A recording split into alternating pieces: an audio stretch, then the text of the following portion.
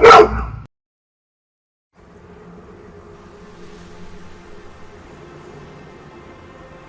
désert du Namib est considéré comme le plus ancien désert du monde. Très inhospitalier en apparence, il abrite pourtant une extraordinaire variété d'espèces.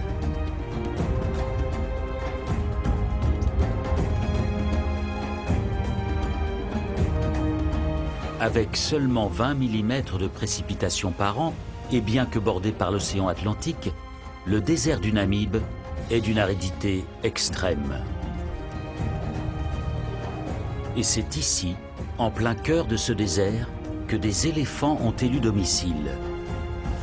Comment ces animaux parviennent-ils à survivre dans un milieu aussi hostile ?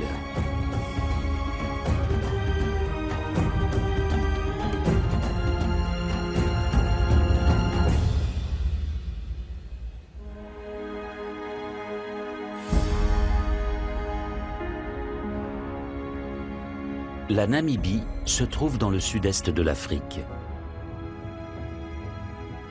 Sur environ 2000 km le long de son littoral s'étend le désert du Namib.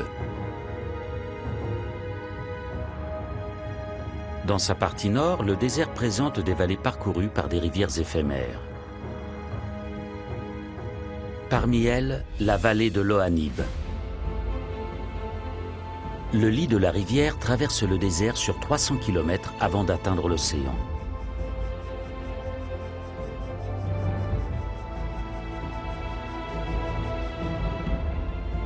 Mais l'eau n'y coule que quelques jours par an.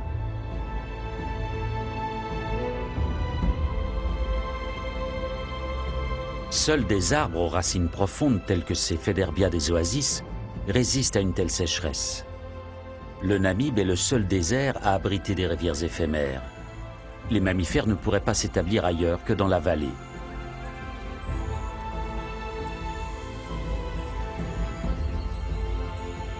Et les éléphants du désert sont ici chez eux. Contrairement à d'autres éléphants d'Afrique, les éléphants du désert vivent en très petites hardes. Extrêmement rares, ces pachydermes au mode de vie très atypique sont suivis de près par des chercheurs qui ont attribué un prénom à chacun d'entre eux.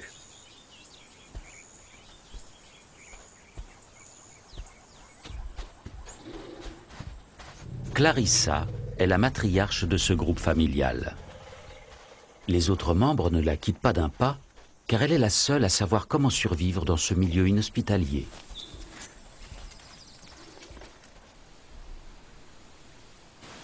Dans la vallée de l'Ohanib, les fruits des Federbia sont mûrs.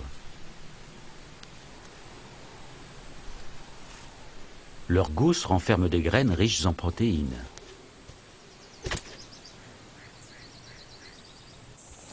Clarissa connaît leurs vertus nutritives depuis son enfance.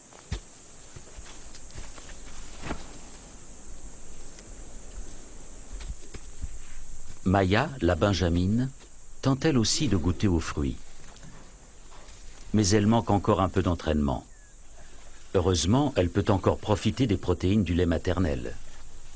Les éléphants du désert se reproduisent 2 fois moins que leurs congénères vivant dans d'autres écosystèmes. Et pour mieux préparer leur progéniture aux conditions extrêmes, les femelles doublent la période d'allaitement. Les jeunes mâles ne quittent pas leur mère avant d'avoir atteint la maturité sexuelle. Ils s'affrontent dans des combats amicaux afin de se préparer à une existence loin de la protection des femelles. Car en dehors des périodes de reproduction, les mâles adultes vivent seuls ou en petits groupes.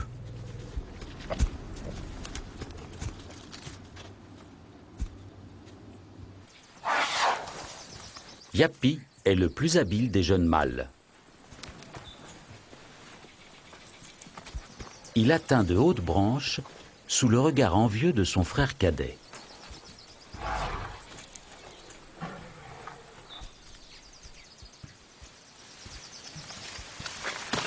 Cette manière de faire lui a été apprise par son père.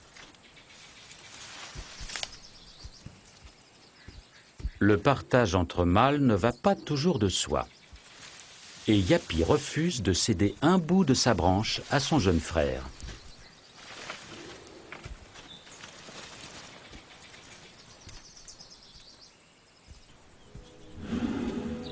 Leur père, One Tusk, va sur ses 60 ans. Son signe caractéristique, c'est l'absence de défense droite. Il l'a perdu dans un combat avec un autre éléphant. Pendant de longues années, il est resté le maître incontesté de la vallée de l'Ohanib.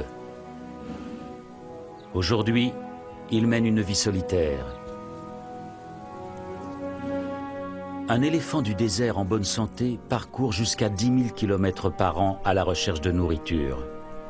La large plante de ses pieds lui évite de s'enfoncer dans le sable. Mais les jambes de One Tusk ne le portent plus sur de telles distances.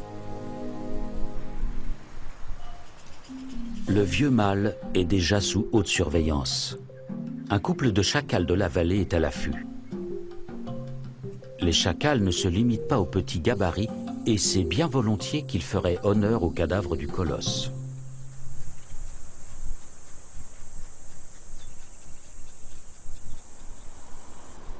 Clarissa guide Saad vers une nouvelle oasis de nourriture. Dans cette vallée transversale, les animaux trouvent toutes sortes d'herbes et d'arbustes. Les éléphants du désert prennent le plus grand soin de la source de leur nourriture, bien plus que les pachydermes vivant dans d'autres environnements. Au lieu d'arracher les plantes avec leurs racines, ils en récoltent délicatement les jeunes pousses, si bien que les arbustes peuvent continuer à se développer.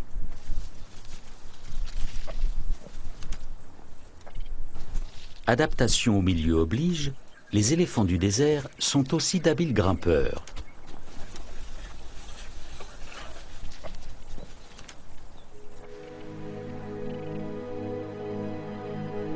Le vieux One Tusk atteint à grand-peine un des Féderbia dont Clarissa et les siens ont eu la primeur.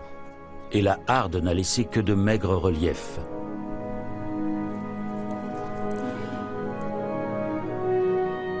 Pas la moindre petite graine à se mettre sous la dent.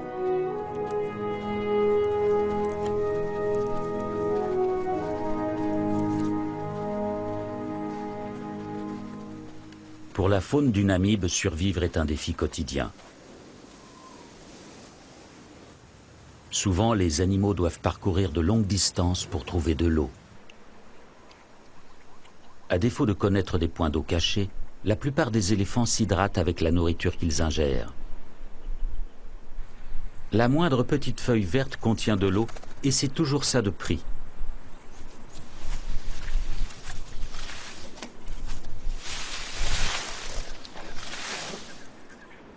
Au-delà du lit des rivières éphémères, la flore est quasi inexistante. La faune n'y est composée que de grands spécialistes du milieu extrême. Ce ténébrion de la taille d'un ongle est un de ces spécialistes. L'évolution a modelé son corps de façon ingénieuse. La moindre trace d'humidité présente dans l'air se condense sur sa carapace.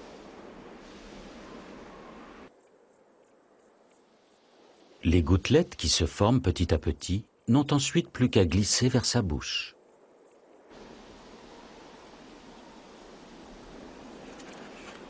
Le ténébrion a besoin de brouillard pour survivre.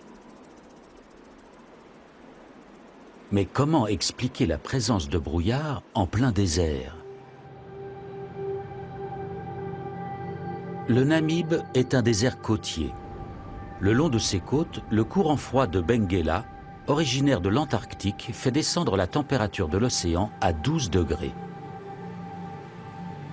Quand les masses d'air chaud du continent rencontrent les eaux froides de l'Atlantique, elles se refroidissent, se saturent en eau et du brouillard se forme.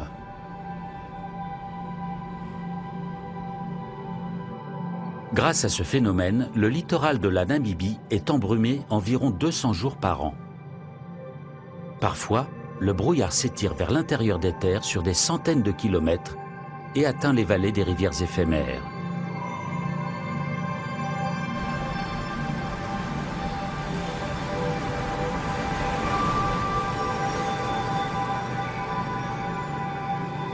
En plus du brouillard, le courant de Benguela apporte des poissons en abondance,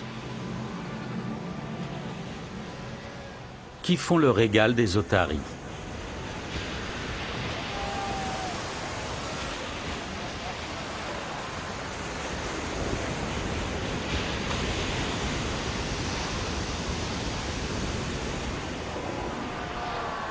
Leur immense colonie compte jusqu'à 100 000 individus.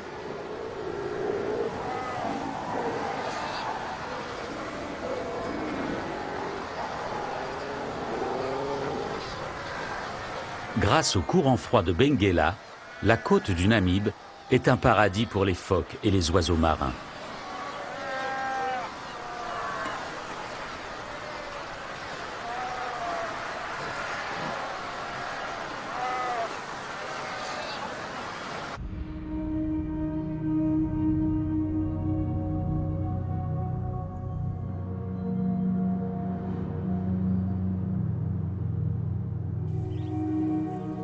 Dans la vallée de l'Ohanib, les grands mammifères profitent aussi des bienfaits du brouillard.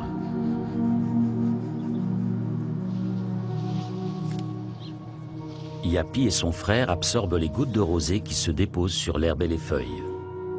Grâce à cette humidité, les éléphants du désert peuvent se passer d'eau pendant 4 jours.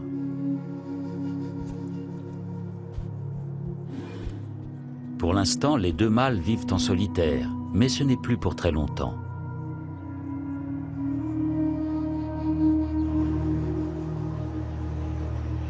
Le brouillard se dissipe et laisse la place au soleil, ainsi qu'à de nouveaux arrivants. Une famille d'éléphants d'une autre vallée est en route.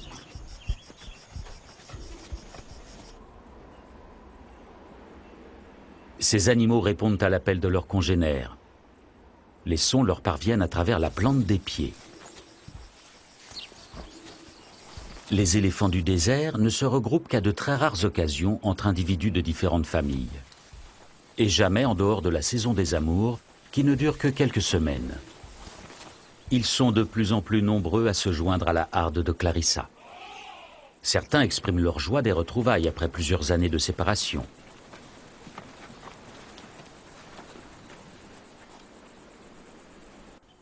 L'arrivée de femelles n'a pas échappé à Yapi et à son frère. Et lorsqu'il s'agit d'obtenir la faveur des éléphantes, c'est chacun pour soi.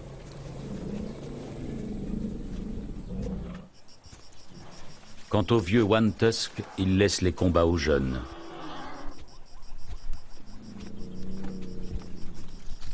Il n'a plus la force de rivaliser avec d'autres mâles.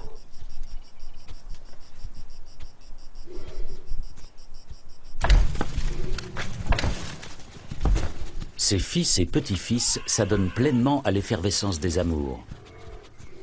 Leur objectif est de féconder les éléphantes et d'empêcher tout concurrent de les approcher.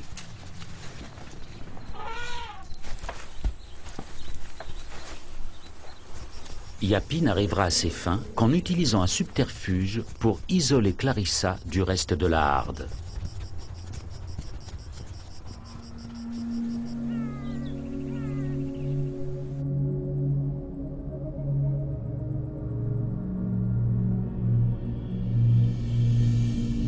La nuit venue, la plupart des occupants de la vallée se reposent, tandis que les animaux nocturnes commencent à s'activer. Le gecko du Namibe chasse uniquement la nuit. Il se nourrit de grillons et d'araignées.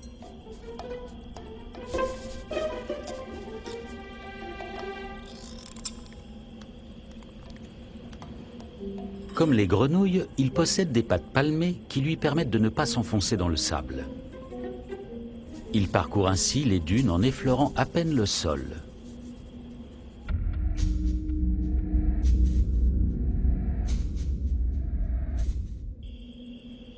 Pour le gecko, la vigilance reste toujours de mise.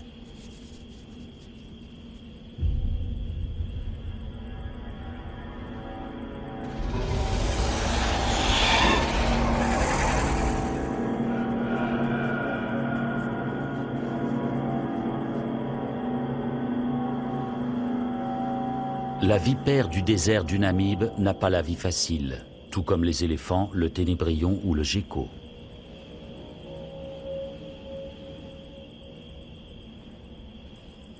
Elle ne peut s'hydrater qu'à travers sa nourriture. Sa survie dépend donc d'une chasse fructueuse.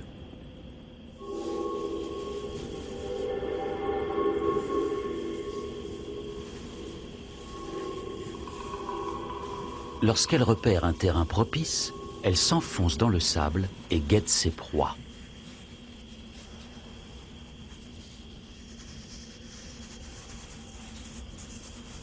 Grâce à une aptitude au camouflage exceptionnelle, le prédateur se fond entièrement dans le décor.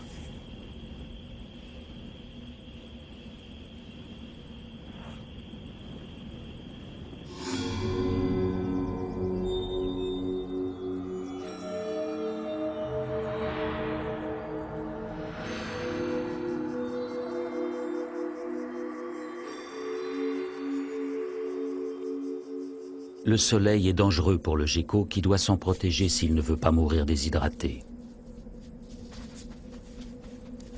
Une fois de plus, ses pattes palmées lui rendent un fier service. En un rien de temps, il creuse des galeries souterraines impressionnantes.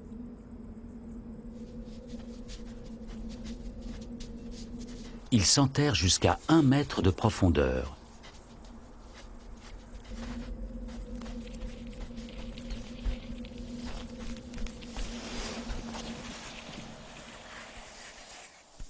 Ici, la chaleur est plus supportable. Au-dessus de lui, un de ses congénères prend son temps. Et pour cause, le brouillard arrive.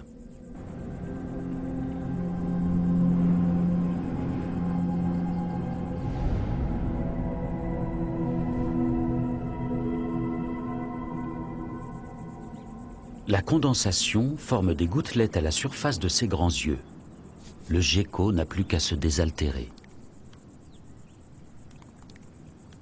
La nature a encore fait preuve d'ingéniosité.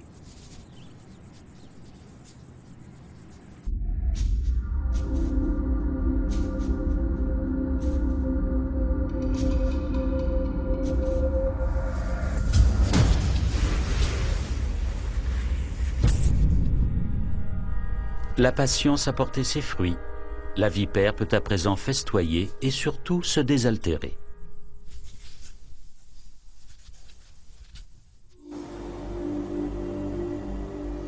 L'hiver namibien touche à sa fin et le brouillard tempère moins souvent le climat.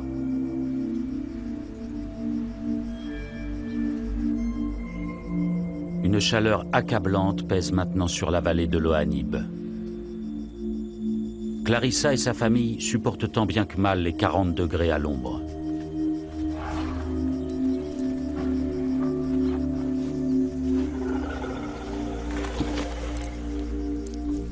Les éléphants ne transpirent pas. Pour évacuer la chaleur de leur corps, ils bougent leurs oreilles. Mais par ces températures extrêmes, les animaux semblent ne même plus avoir la force de se ventiler. Pour les plus jeunes, la chaleur peut représenter un danger mortel. Maya paraît exténuée.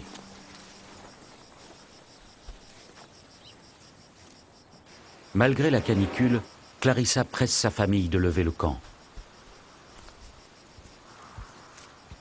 Les éléphants du désert broutent environ 20 heures par jour et absorbent près de 200 kilos de végétaux. Pour se nourrir, les animaux doivent donc se déplacer constamment.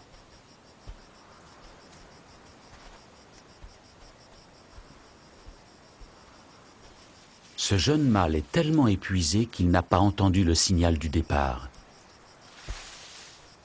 À son réveil, il cherche sa famille, mais en vain.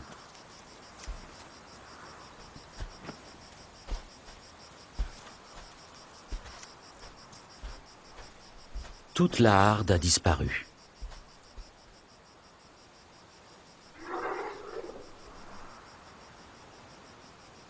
Mais Clarissa et les autres se sont rendus compte de son absence. Grâce à leur trompe, les éléphants disposent d'un odorat exceptionnel qui leur permet de se localiser les uns les autres.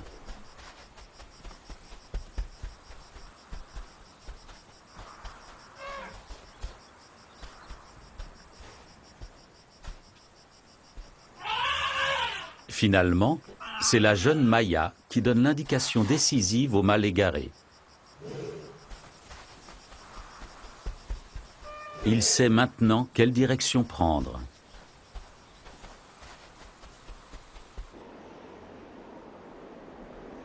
L'extrême sécheresse perdure.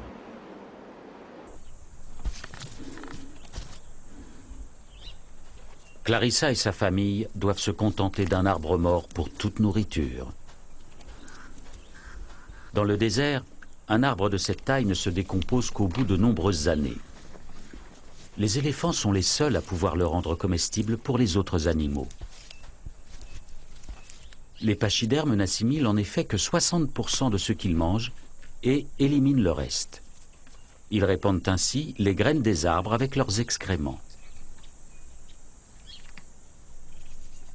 Certains animaux, comme les pintades de Numidie, se nourrissent essentiellement des résidus non digérés par les éléphants. Même les babouins de la vallée se rabattent sur les déjections des grands mammifères, faute de mieux.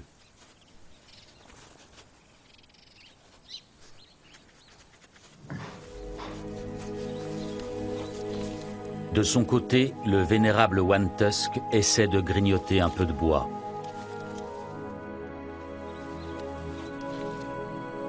Les molaires d'un éléphant repoussent 6 fois au cours de sa vie. Mais les dernières dents de One Tusk sont trop usées pour venir à bout du bois dur et sec de cet arbre.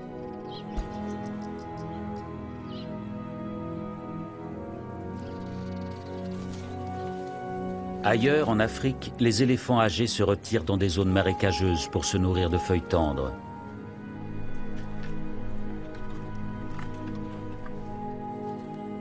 Mais dans le désert, One Tusk n'a pas cette chance. La harde de Clarissa est aussi menacée. Toujours à la recherche d'eau et de nourriture, elle se voit contrainte de quitter la vallée. D'autres familles d'éléphants se joignent à elle.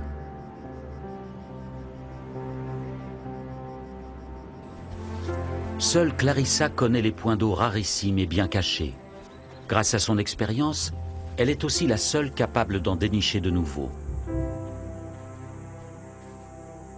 La vallée de l'Ohanib se vide progressivement de ses habitants. Les chacals décident eux aussi de se diriger vers les côtes. Affamés et assoiffés, ils espèrent y trouver de la nourriture. One Tusk, lui, n'a plus la force d'entreprendre un tel voyage.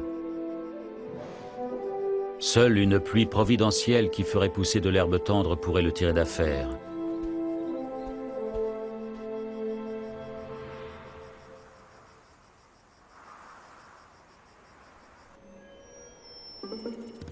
Le ténébrion a faim lui aussi et aimerait trouver quelque chose à se mettre sous la dent.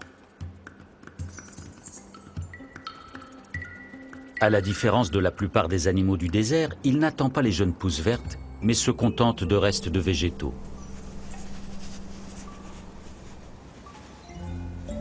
Il compte sur le vent qui souffle en permanence sur le désert et y dépose des feuilles mortes dans le creux des petites vallées entre les dunes. Le plus souvent, il doit se contenter de quelques brins d'herbe. Mais parfois, le vent accumule un petit tas de végétaux divers. Même desséchées, ces plantes contiennent des substances nutritives importantes.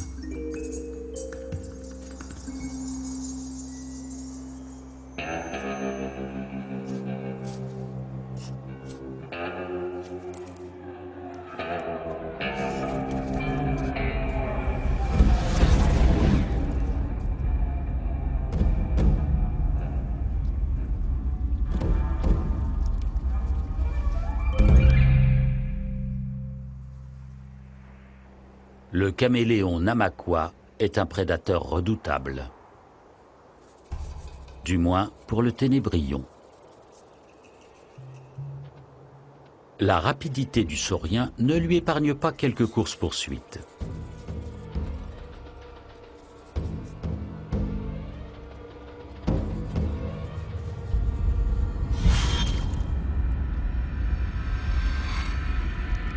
Ils chassent les insectes pour les protéines et l'eau contenue dans leur organisme.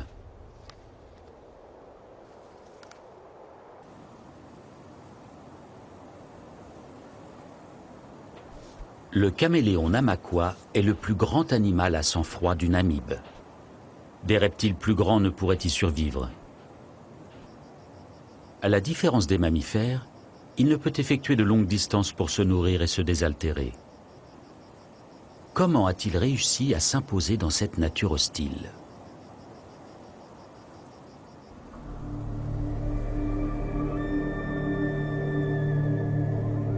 Il faut regarder en direction de la vallée du Dead pour avoir la réponse. Autrefois, elle abritait une rivière comparable à celle de l'Ohanib. En remontant le cours d'eau, des animaux se sont aventurés parfois très loin à l'intérieur du désert. Puis, il y a plusieurs siècles de cela, des dunes ont progressivement recouvert le lit de la rivière et fait barrage à l'arrivée d'eau. Mais la lenteur de ce phénomène a permis aux animaux de s'adapter au changement. Et c'est ainsi que le caméléon namaquois s'est installé et a survécu en plein désert. Quelques acacias morts sont les seuls témoins de cette époque lointaine où la végétation était abondante. Certains arbres sont là depuis plus de 500 ans. Beaucoup plus de temps qu'il n'en a fallu aux mammifères pour s'adapter à ce milieu.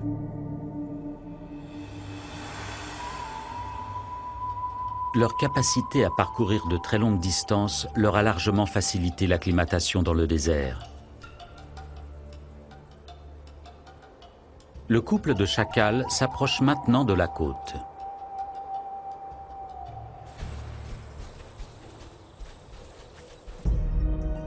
Pendant ce temps, Clarissa cherche toujours de l'eau. La petite Maya faiblit à vue d'œil.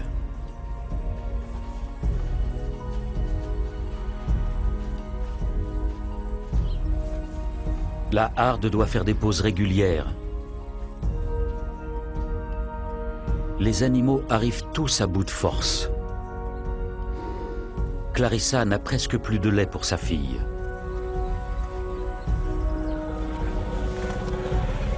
Soudain, Maya s'effondre. Mais Clarissa l'incite aussitôt à se relever. Il faut continuer à marcher.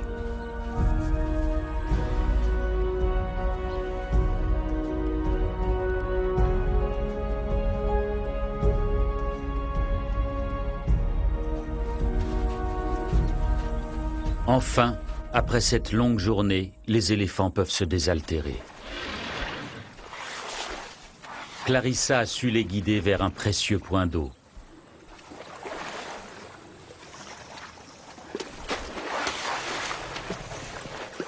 Les éléphants du désert ne boivent jamais plus de 100 litres par jour. Une manière de préserver les réserves d'eau du désert.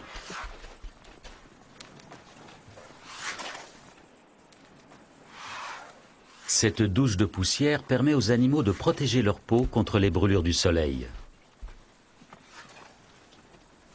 Demain, au lever du jour, Clarissa donnera de nouveau le signal du départ.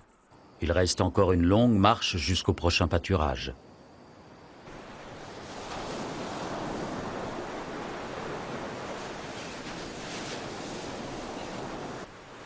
Le couple de chacals vient d'atteindre la côte et se dirige maintenant vers le sud.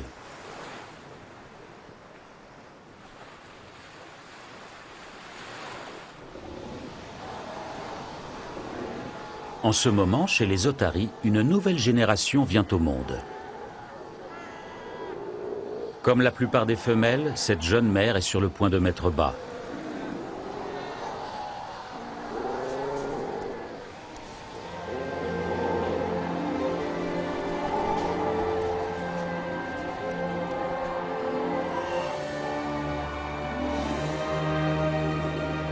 Le nouveau-né est au centre de grandes effusions dès les premiers instants.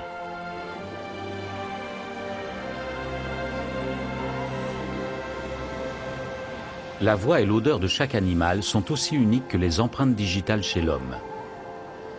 Grâce à ce rituel de naissance, la mère et son petit pourront dorénavant se retrouver et se reconnaître à tout moment.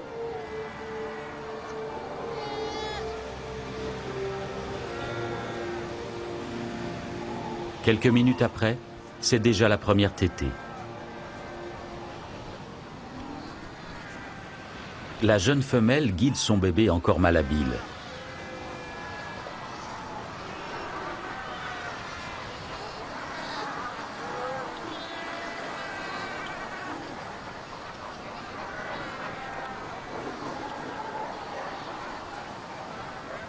Le même scénario se répète pour des dizaines de milliers d'autres mères otaries.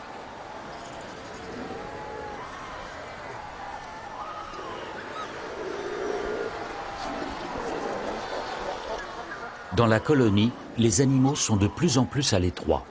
Les petits risquent d'être écrasés.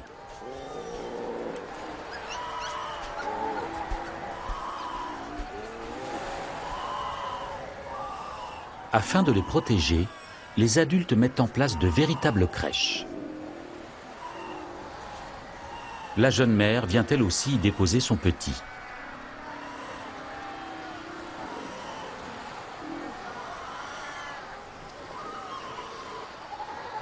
Les bébés sont ainsi à l'abri et les mères les retrouvent plus facilement.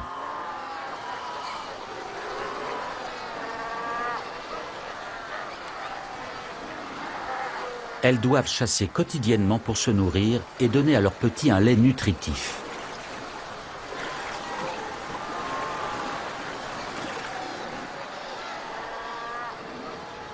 Mais l'emplacement de cette crèche est mal choisi. Les petits sont envahis par la marée montante. Ils luttent désespérément contre les vagues.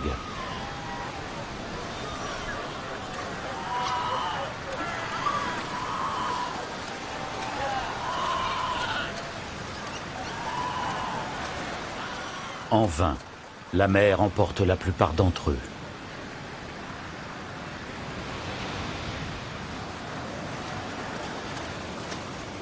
Les bébés otaries savent pourtant nager, mais il leur manque la couche de graisse protectrice des adultes. À peine née, cette petite otarie lutte de toutes ses forces pour sa survie. Bien d'autres perdront ce combat.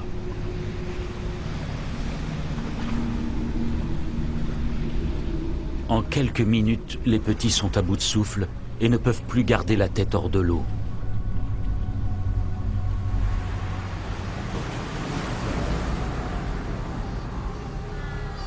Celui-ci est encore en vie. Avec une volonté de fer, il nage vers le rivage.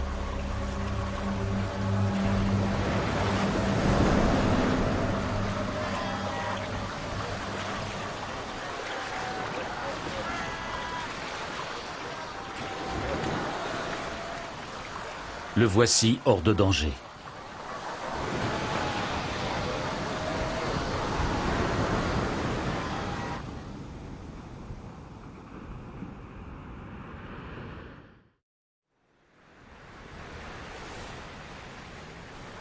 Un jour nouveau se lève sur le théâtre du drame. Les vagues ont déposé les cadavres des bébés otaries sur la côte.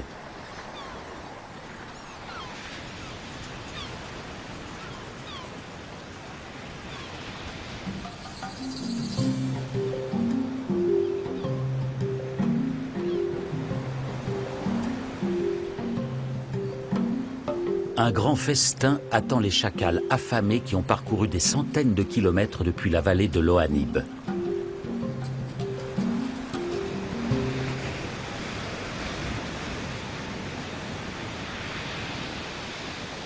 La colonie d'otaries est devenue leur unique source de nourriture. Les chacals ne sont pas exigeants et consomment essentiellement des charognes.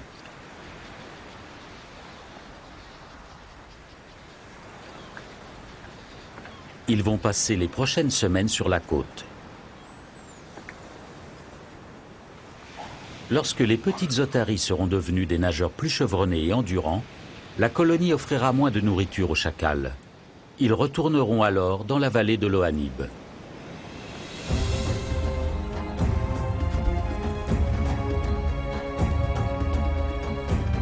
Après un long voyage, Clarissa et sa famille ont enfin atteint une rivière éphémère.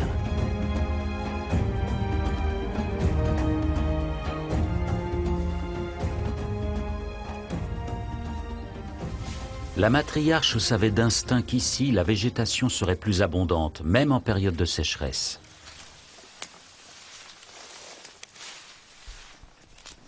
Les éléphants épuisés peuvent enfin manger à leur faim.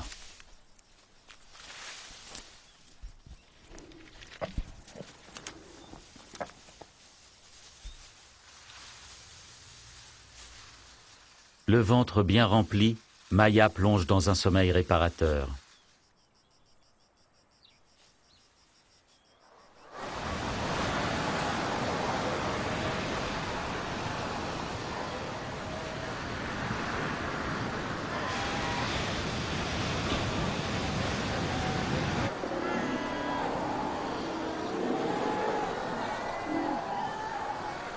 Ce bébé otari connaît un sort moins enviable. Il a échappé de justesse à la noyade, mais il ne retrouve plus sa mère.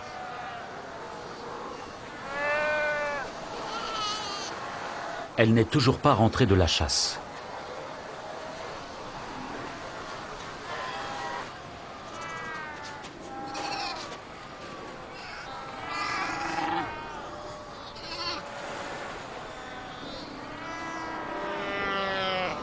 Le petit croit reconnaître la voix de sa mère.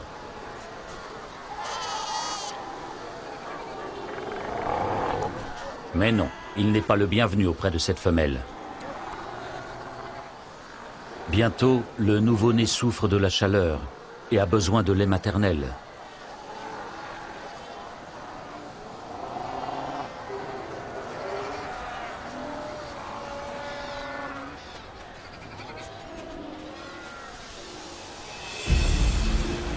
À la mi-journée, la voici enfin de retour.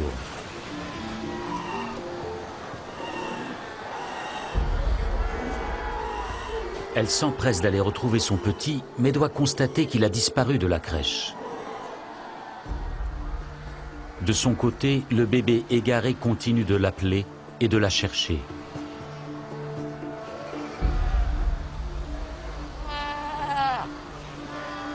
De nouveau, il croit reconnaître la voix maternelle.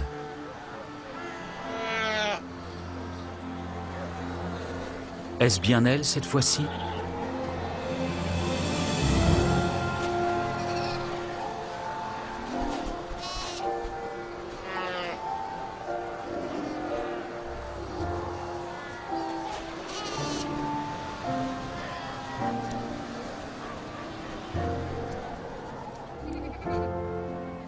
La mère et son bébé s'abandonnent à la joie des retrouvailles.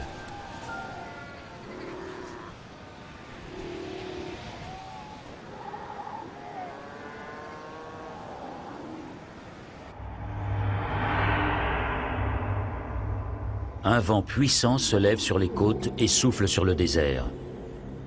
Il crée des tempêtes de sable sur son passage.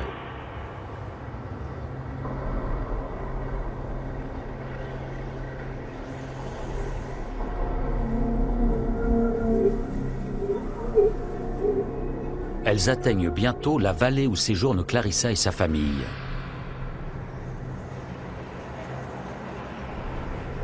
Les tempêtes de sable annoncent l'arrivée de fortes pluies. La matriarche Clarissa est expérimentée et sait ce qu'il lui reste à faire. Car bientôt, les vallées se transformeront en rivières déchaînées qui emporteront tout sur leur passage. Les éléphants seraient en danger de mort s'ils ne quittaient pas la vallée sur le champ.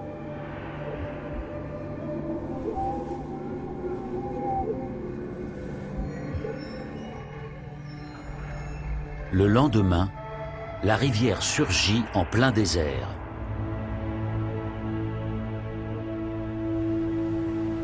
Le cours d'eau se ferait un chemin de plusieurs centaines de kilomètres à travers le désert avant de se jeter dans l'océan. Les rivières éphémères n'atteignent la côte qu'une fois tous les 10 ans en moyenne.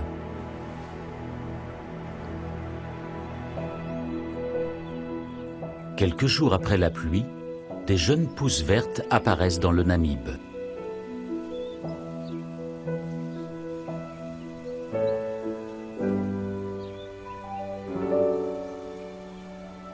La vallée de l'Ohanib revit elle aussi, et les premiers habitants sont de retour de leur exil.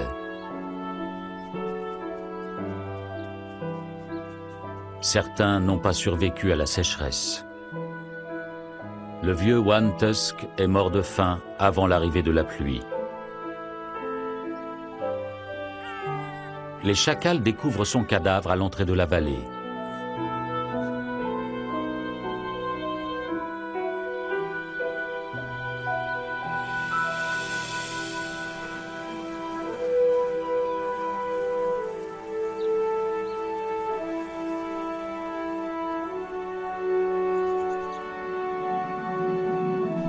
Ils attendent la nuit tombée pour se risquer auprès du cadavre du colosse.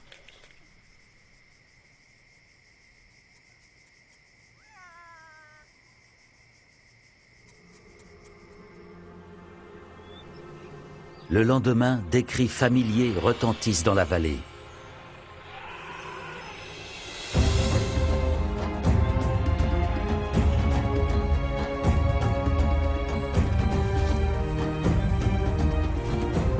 Clarissa est de retour avec sa famille. Les éléphants ont échappé au flot et reviennent tous sains et saufs.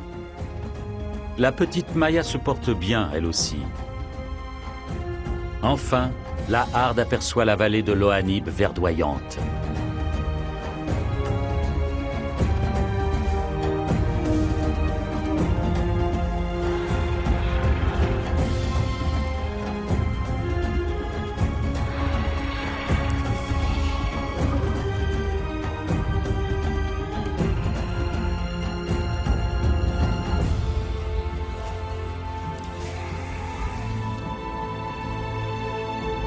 Clarissa attend un éléphanteau dont Yapi est le père.